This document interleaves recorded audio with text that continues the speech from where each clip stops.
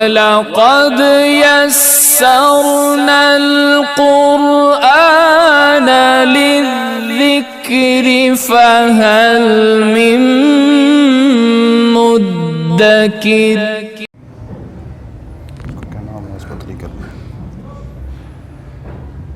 الحمد لله رب العالمين والعاقبة للمتقين والصلاة والسلام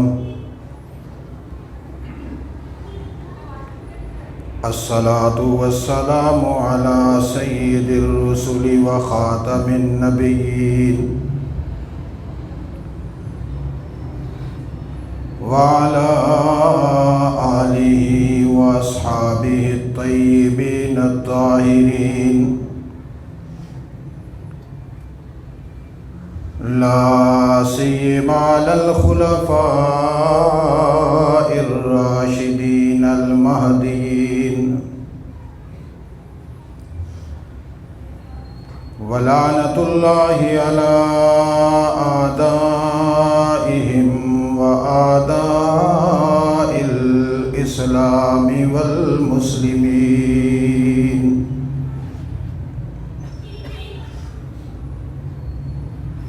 أما بعد أعوذ بالله من الشيطان الرجيم.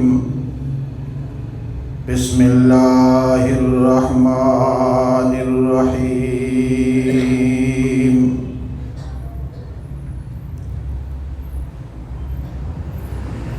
هو الذي بعث في الأميين رسولا منهم يتلو عليهم آياته ويزكيهم ويعلمهم الكتاب والحكمة وإن كانوا من قبل لفي ضلال مبين.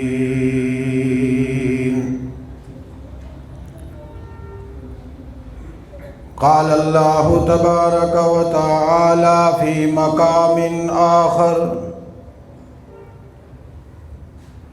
لقد كان لكم في رسول الله أسوة حسنة. صدق الله العظيم. اللهم صل على سيدنا ومولانا محمد وعلى آل سيدنا ومولانا محمد وبارك وسلم وصل عليه صلاة دائما أبدا أبدا على حبيبك خير الخلق كلهم. هو الحبيب الذي ترجى شفاعته لكل حول من الأحوال مقتحم.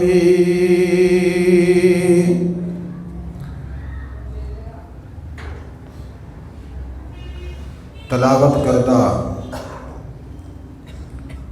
قرآن عظیم کا ایک مختصر جامع حصہ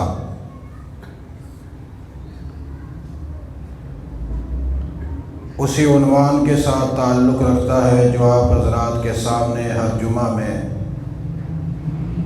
تدریجاً اور تعلیماً بیان کیا جاتا ہے.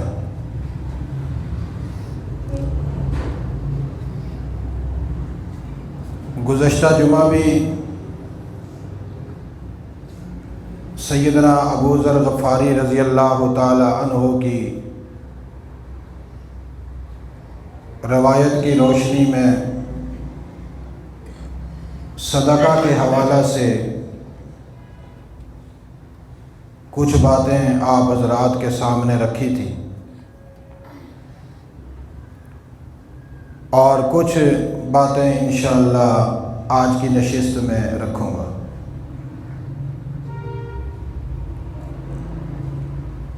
گزشتہ جمعہ بیان کے آخر میں اتنی بات بتائی تھی کہ صدقہ کی بنیادی 3 قسمیں ہیں۔ ایک وہ صدقہ ہے جو فرض ہے جیسے زکوٰۃ، اور ایک وہ صدقہ ہے جو واجب ہے جیسے فطرانہ، نذر، قربانی۔ یہ وہ صدقات ہیں کہ جو واجب ہیں۔ اور تیسری قسم صدقہ کی تھی جسے کہتے ہیں نفلی صدقہ۔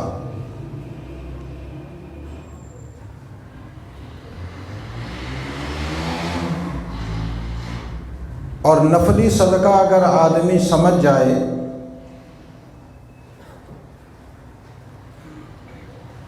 تو اس کے ایمان کو تازگی ملے گی، اور اسے معلوم ہوگا کہ میرا ایمان مکمل ہے۔ بعض دفعہ لوگ کہتے ہیں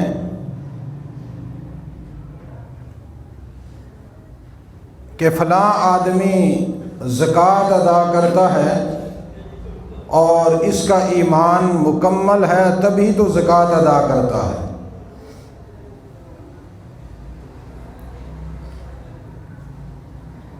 لیکن میں آپ حضرات کو یہ بتانا چاہتا ہوں کہ جو شخص نفلی صدقہ نہ کرے، صرف زکوٰۃ ادا کرے، اس کا ایمان مکمل نہیں۔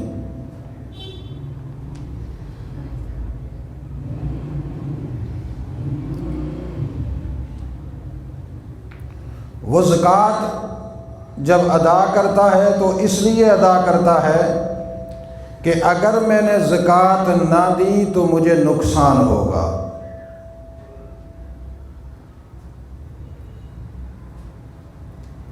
اسی لیے کئی دفعہ کچھ احباب آ کر کہتے ہیں کہ حضرت ہمیں نقصان کیوں ہوتا ہے، ہم تو زکوٰۃ بھی ادا کرتے ہیں۔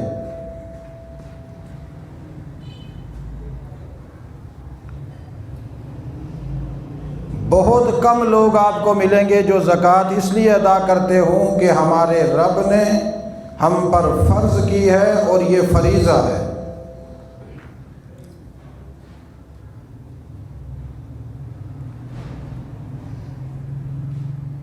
یہ ایک الگ بات ہے کہ زکوٰۃ دینے سے انسان کے مال کی حفاظت ہوتی ہے،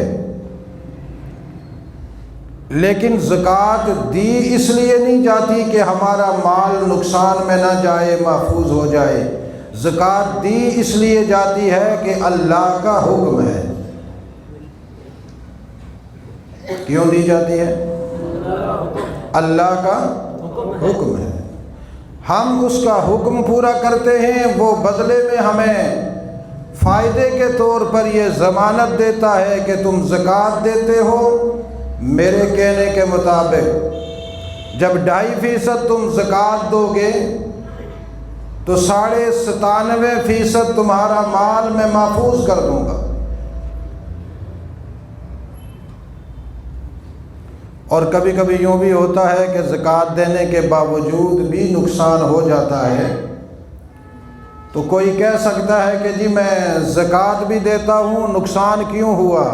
اسے یہ نہیں پتہ ہوتا کہ زکوٰۃ دینے سے تو مال محفوظ ہونا چاہیے تھا، لیکن میری نیت میں فطور تھا، ہونا یہ چاہیے تھا کہ میں اللہ کے لیے زکوٰۃ دیتا، میں تو اپنے مال کو بچانے کے لیے زکوٰۃ دے رہا تھا، میری نیت میں شر تھا، اس لیے اللہ نے مجھے جو ضمانت دی تھی اس ضمانت سے اللہ نے اپنا قانون ہٹا دیا۔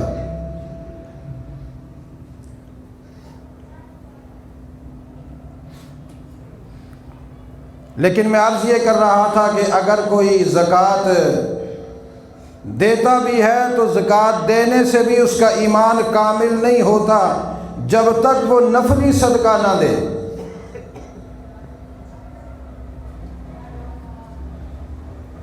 آپ کہیں گے وہ کیسے؟ ایمان کی بنیاد میں سے ہے زکوٰۃ۔ بنی الاسلام علی خمس، اسلام کی بنیادیں تو 5 ہیں اور ان میں سے ایک زکوٰۃ بھی ہے۔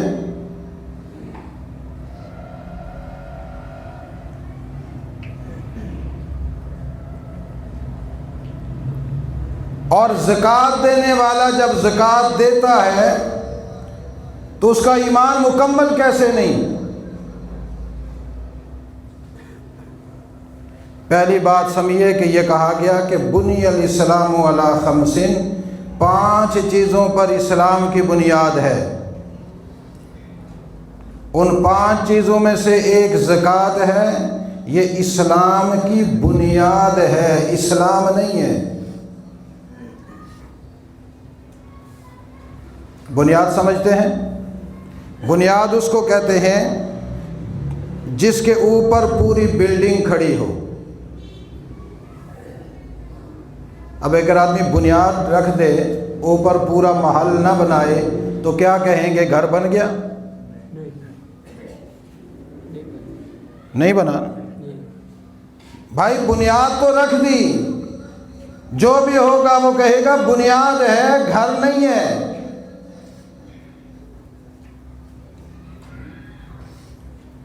زکوٰۃ دے دی، بنیاد تو رکھ دی، مگر اسلام ابھی بنا نہیں۔ اور بنیاد اگر کمزور ہو تو بلڈنگ بھی، کئی دفعہ کوئی گھر بنا رہا ہو، لوگ کہتے ہیں بھائی بات سنو، ڈی پی سی ذرا اچھی بھرنا، بے شک خرچہ زیادہ ہو جائے، چونکہ اگر بنیاد تمہاری کمزور ہوئی تو بعد میں وہاں سے دراڑ پڑے گی، وہاں سے پڑے گی، بڑے پریشان ہونا پڑے گا تمہیں، لہٰذا بنیاد مضبوط رکھنا، بے شک 2 سال لیٹ گھر بنا لینا۔ اور سمجھدار آدمی بھی یہی کہتا ہے میں تھوڑا قرض لے لوں گا لیکن بنیاد مضبوط رکھوں گا۔ اور اگر کوئی کہے کہ نہیں جی بنیاد ہے جیسی کیسی بھی ہے، جلدی کرو ٹھیکیدار صاحب، مجھے بڑی جلدی ہے، بس مجھے جلدی محل تیار چاہیے، گھر تیار چاہیے، اس کی بنیاد کمزور ہوگی تو گھر بھی، اونچی آواز سے، گھر بھی۔ اب ہم بنیاد رکھ رہے ہیں 5 چیزوں پر۔ اگر میں پوچھوں وہ 5 چیزیں کون سی ہیں تو یاد ہیں کسی کو؟ سنا دے گا کوئی؟ چلو میں ہی سنا دیتا ہوں۔ شہادت اللہ الہ الا اللہ و اقام الصلاۃ، آگے و ایتاء الزکاۃ، آگے و صوم رمضان، اور آگے و حج البیت اللہ۔ یہ 5 بنیادیں ہیں۔ کتنی ہیں؟ 5 بنیادیں ہیں، ان میں سے ایک زکوٰۃ ہے۔ کلمہ بھی آدمی پڑھے تو اس لیے نہ پڑھے کہ جی حضرت اگر میں 70,000 دفعہ کلمہ پڑھوں تو مجھے کیا ملے گا، پوچھتا ہے نا لوگ۔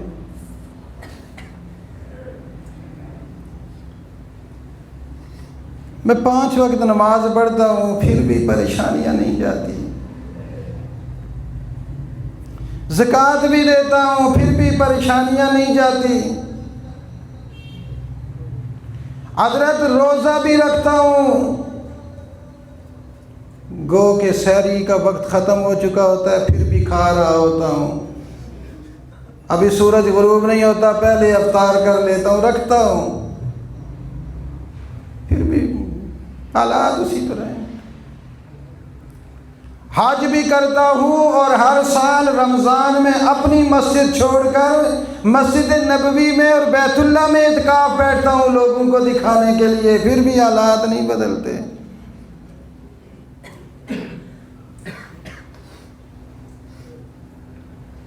شریعت کہتی ہے نا اپنی مسجد میں اعتکاف بیٹھو، کہتے نہیں بیت اللہ میں بیٹھیں گے، مسجد نبوی میں بیٹھیں گے، محلے میں لوگوں کے پاس اخراجات پورے نہیں ہوتے، یہ مدینے میں لنگر لگاتے ہیں جا کر۔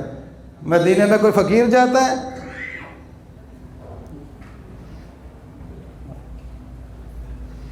ہمارا لنگر وہاں لگتا ہے، تمہارا لنگر نہیں لگتا، ڈنگر لگتا ہے۔ لنگر ہوتا تمہارا اعتکاف ہوتا، اپنے محلے کی مسجد میں ہوتا، پورے محلے کو تم لنگر کھلاتے۔ اس بنیاد میں بھی نیتوں میں فطور ہے، بنیاد میں بھی بولو۔ یہ پانچوں چیزیں کس کے لیے ہونی چاہیے؟ اونچی آواز سے، کس کے لیے ہونی چاہیے؟ ہم اللہ کو کہتے ہیں تو الہ ہے، اس لیے کہتے ہیں کہ واقعتاً وہ الہ ہے، اس کے علاوہ کوئی ہے ہی نہیں کہ جس کو ہم الہ کہہ سکیں۔ وہ زبان گندی زبان ہے جو اللہ کے علاوہ کسی کو الہ کہتی ہے۔ وہ جسم گندا جسم ہے جو اللہ کی رضا کے علاوہ کسی اور مقصد کے لیے نماز پڑھتا ہے۔ وہ دل گندا دل ہے کہ جو اللہ کی رضا کے علاوہ کسی اور مقصد کے لیے زکوٰۃ دیتا ہے۔ وہ نیت گندی نیت ہے جو اللہ کی رضا کے علاوہ روزہ رکھتی ہے۔ وہ حج اس شخص کا جسم گندا جسم ہے جو اللہ کی فقط رضا کے علاوہ کسی اور مقصد کے لیے حج کرتا ہے۔ بنیاد مضبوط ہونی چاہیے، بنیاد اونچی آواز سے، بنیاد مضبوط ہونی چاہیے، اور اس کی مضبوطی یہ ہے کہ صرف اللہ کے لیے۔ اب ایک آدمی زکوٰۃ دیتا ہے، وہ اس لیے دیتا ہے جی کہ میرا مال محفوظ ہو جائے گا، پاک ہو جائے گا۔ نفلی صدقے کی بات آئے تو وہ کہتا ہے جی گنجائش نہیں ہے۔ کیا کہتا ہے؟ اونچی آواز سے کیا کہتا ہے؟ گنجائش نہیں ہے۔ آپ مجھے بتائیں، میں نے آپ کی کوئی چیز دینی ہو، آپ کی، میرے پاس گنجائش ہو یا نہ ہو، مجھے دینی چاہیے یا نہیں؟ اور اگر میں نہ دوں تو آپ کو زبردستی لینی چاہیے یا نہیں؟ لینی چاہیے نا۔ یہ ہو سکتا ہے کہ آپ کہیں کہ بھائی تمہارے حالات ہمارے سامنے ہیں، ہم تمہارے لیے گنجائش پیدا کر دیتے ہیں، تھوڑی تھوڑی کر کے دو، لیکن دو گے۔ یہ جو نفلی صدقہ ہے نا، لوگ سمجھتے ہیں کہ اس کا مطلب یہ ہے، میں ایک کسی بہت بڑے مفکر کی تحریر پڑھ رہا تھا، وہ کہتا ہے کہ یہ فرض تو ہے نہیں، لہذا جس کی مرضی دے جس کی مرضی نہ دے۔ میں حیران ہو گیا، میں نے کہا اس نے قرآن سمجھا ہے؟ جس کی مرضی دے جس کی مرضی نہ دے، اس نے قرآن پڑھا ہی نہیں ہے۔ قرآن پاک نے جہاں زکوٰۃ فرض کی ہے وہاں نفلی صدقہ کے لیے قانون بیان کیا ہے، اس کو سنو۔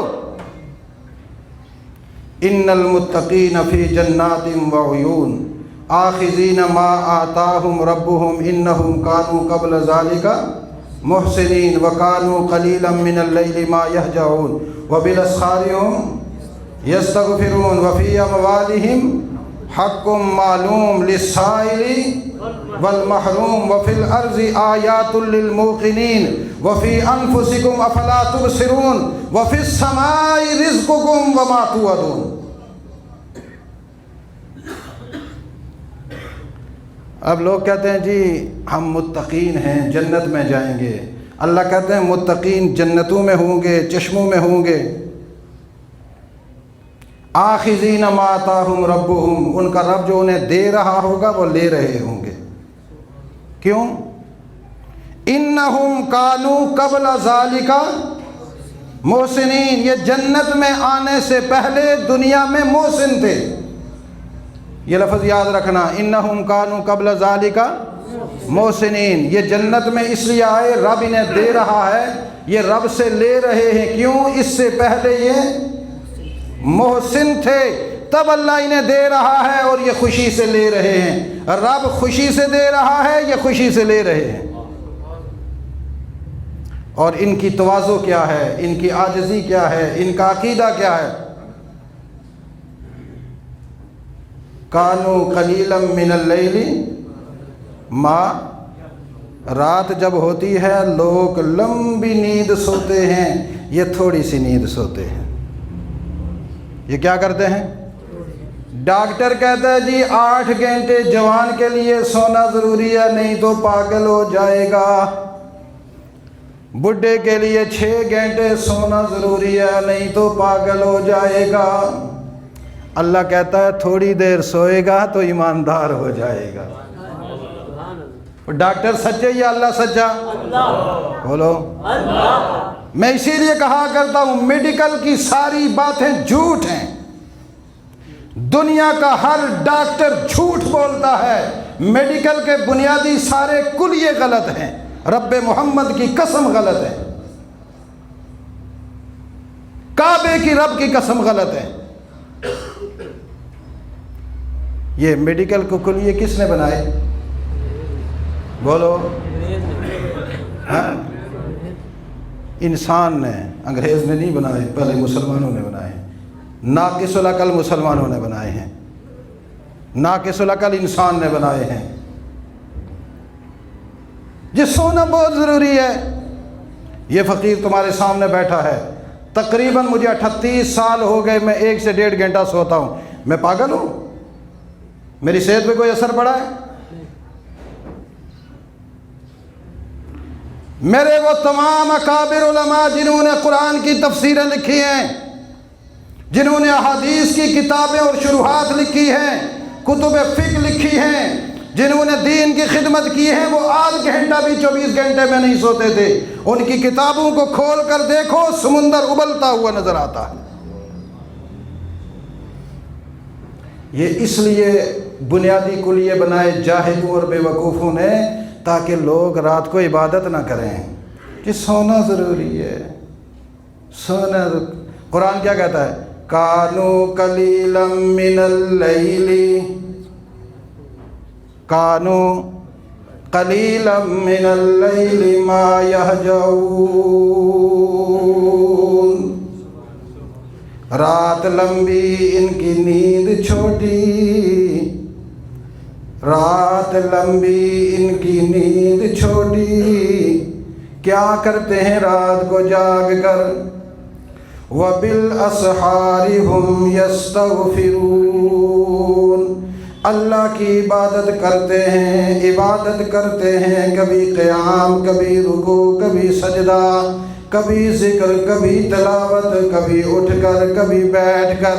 جب سحری کا وقت آتا ہے تو اللہ سے کہتے ہیں میرے اللہ اب تیری رحمت کا وقت آ گیا، اب تیری جوش رحمت کا وقت آ گیا، میں اپنے گناہوں کی ساری تھیلی کھول کر تیرے سامنے رکھ رہا ہوں، میرے اللہ میرے گناہ معاف فرما دے۔ کیا کہتے ہیں؟ اونچی آواز سے کیا کہتے ہیں؟ یا اللہ میرا قیام قبول کر، یہ نہیں کہتے۔ یا اللہ میرے سجدے قبول کر، یہ نہیں کہتے۔ یا اللہ میری تلاوت قبول کر، یہ نہیں کہتے۔ یا اللہ میرا ذکر قبول کر، یہ نہیں کہتے۔ یا اللہ میری نظر و نیاز قبول کر، یہ نہیں کہتے۔ ایک ہی جملہ ہوتا ہے یستغفرون، اے اللہ میں گناہ گار ہوں، مجھ سے بڑے گناہ ہوئے، تو جانتا ہے میں جانتا ہوں، بلکہ جو گناہ میں نے کیے میں خود اتنے نہیں جانتا جتنا تو مجھے جانتا ہے میرے اللہ۔ میں رات کی اس آخری پہر میں تجھ سے معافی مانگتا ہوں، مجھے معاف فرما دے۔ یہ کام کبھی آپ لوگ کرتے ہو؟ کوئی کرتا ہے؟ لوگ کہتے ہیں سونے کا وقت ہی تو آخری حصہ ہے، اسی وقت تو مزہ آتا ہے، چونکہ شیطان دودھ پلا رہا۔ ماں اتنا مزے سے دودھ نہیں پلاتی جتنا آخری پیر میں شیطان تمہیں دودھ پلاتا ہے، رب محمد کی قسم۔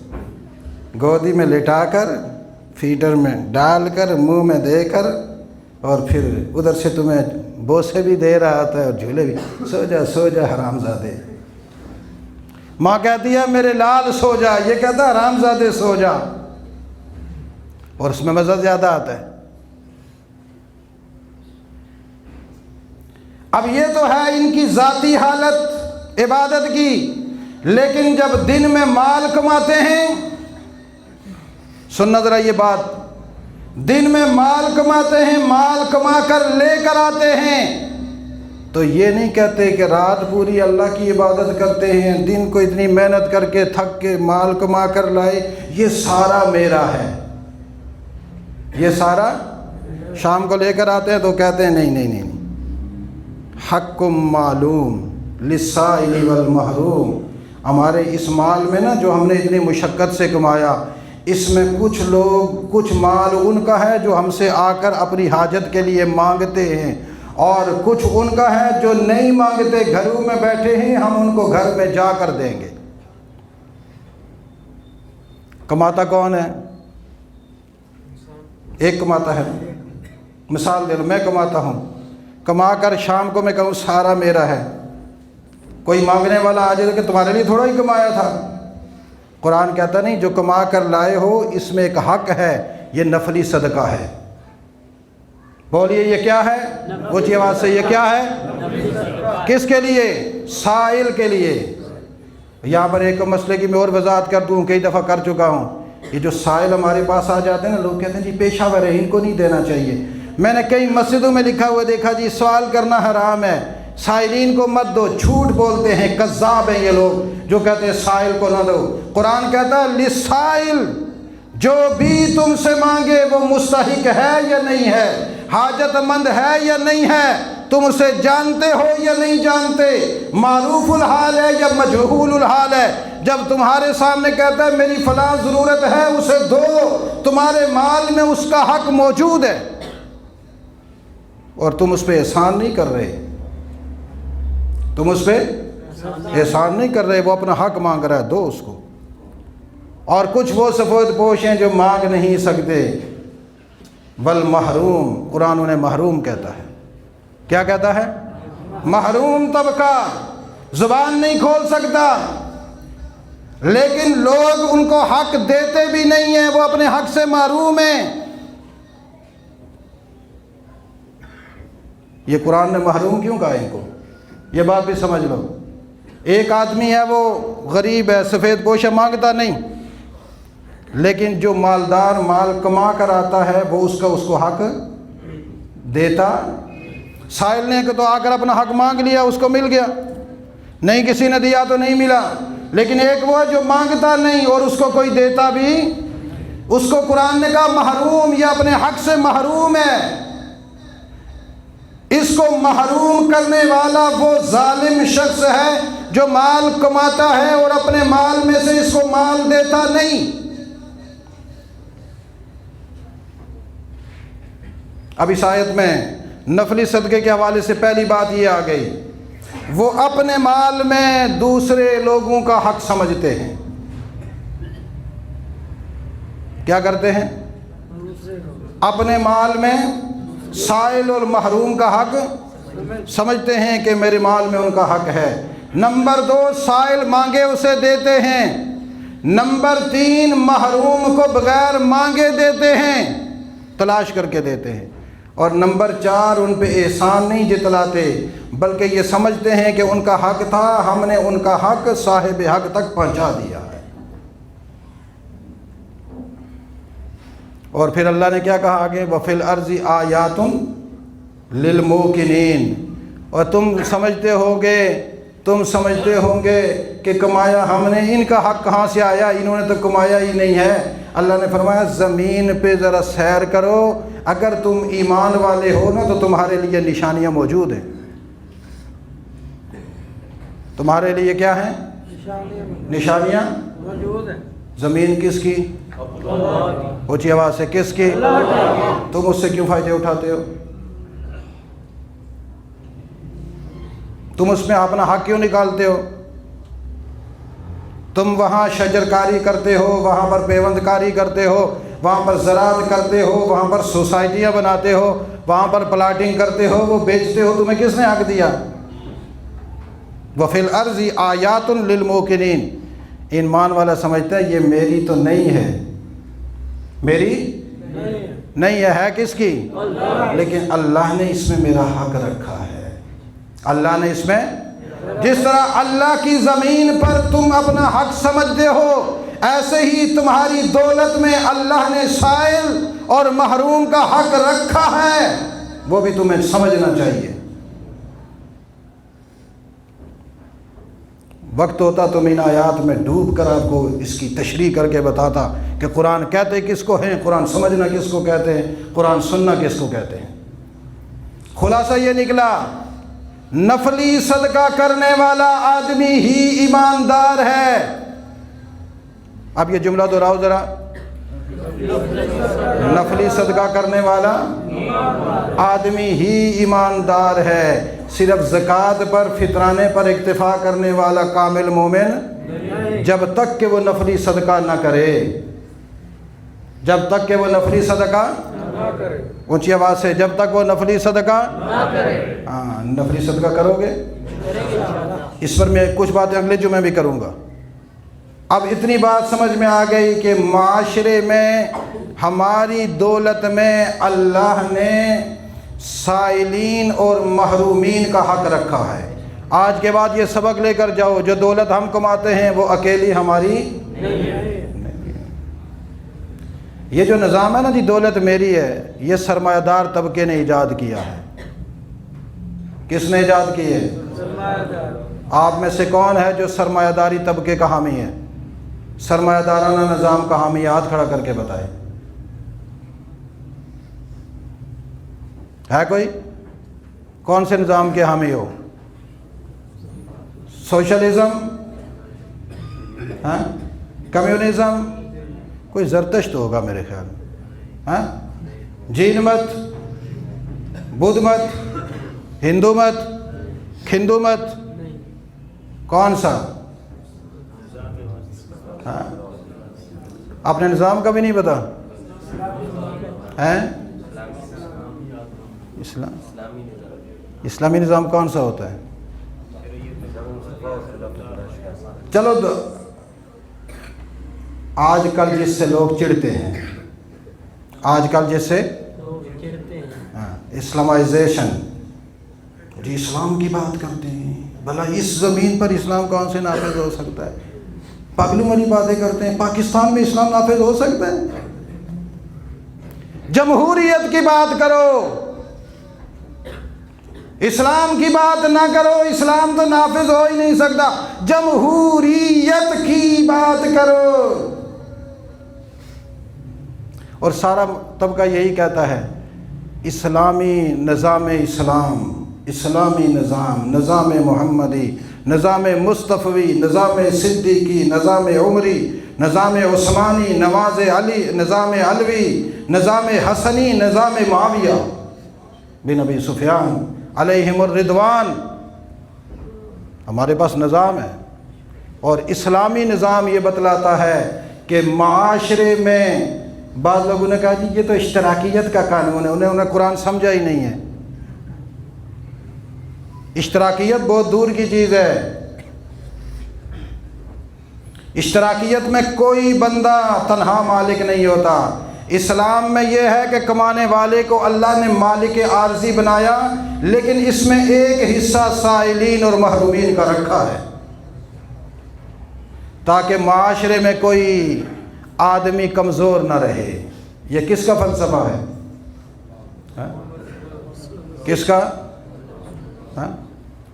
اسلام کا ہے نا۔ معاشرے میں کوئی کمزور نہ رہے، کوئی غریب نہ رہے، کوئی خالی پیٹ نہ سوئے، کسی کی تعلیم نہ رہے، کسی کی گھر کی پریشانیاں نہ ہوں۔ یہ اس لیے ہے کہ اسلام کے مال کمانے والے، اگر آپ سمجھیں، آج بھی عثمان غنی کے مال کی مقروض ہے امت محمد الرسول اللہ، آج بھی۔